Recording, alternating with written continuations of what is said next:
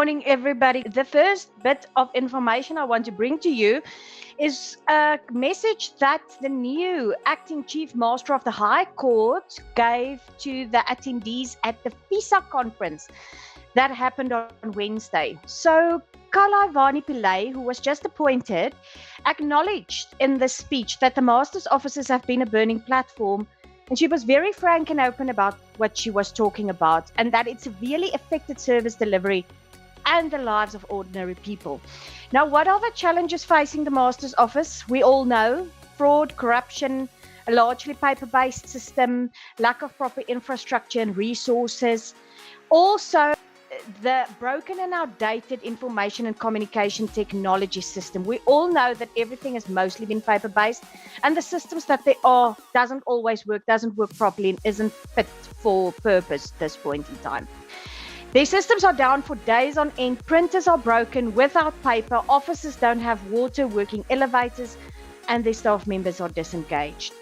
And she said the mostly paper-based system leads to the loss of records, incorrect storage of information, inability to find records is an issue there, and then fraud and corruption is a big thing, especially in the insolvency spaces.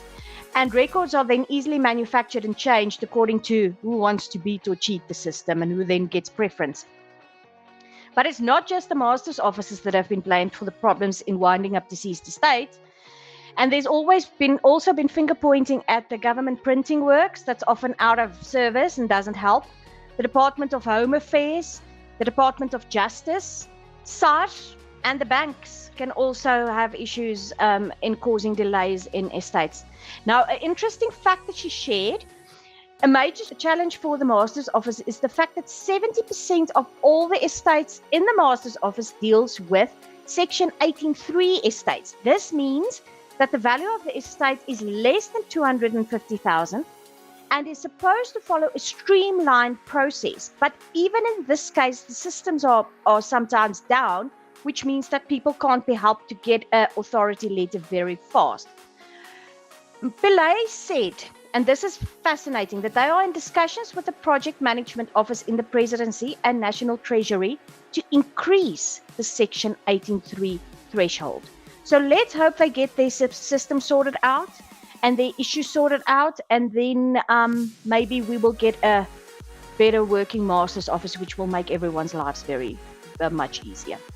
Then in a second story, our colleagues across the water in the US, the CFP board, who is the professional body for certified financial planners in the United States of America, released a 2025 CFP compensation study. Now, if you go and read the study, fascinating reading, you obviously you are aware that there's more than 100,000 certified financial planners in the US, so they're a fair bit bigger than we are. Say that Americans increasingly value careers that offer purpose, flexibility, personal growth, and work-life balance, and financial planning then stands out as a career that delivers all these benefits, leading to high job satisfaction amongst CFP professionals. 84% of the financial planners that they interviewed reported high career fulfillment.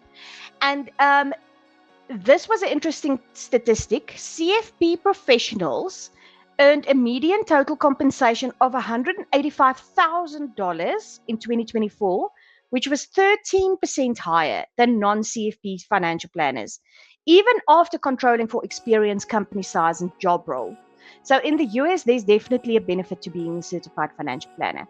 They then go on to say that most financial planners enjoy generous benefits with things like dental insurance, health insurance, disability, defined contribution retirement plans, paid leave as well for people who work in structured and as employees.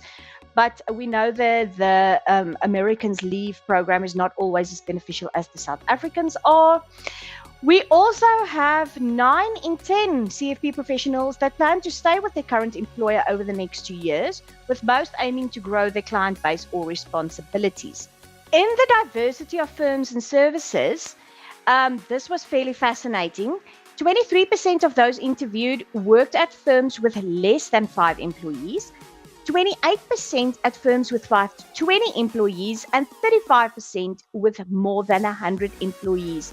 So it's interesting to see that almost or more than 50% of these people are then also in small businesses.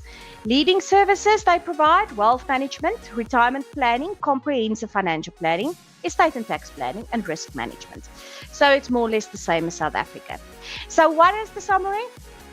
CFP professional is a purposeful, financially rewarding career with high job satisfaction, robust compensation, generous benefits, and strong work-life balance.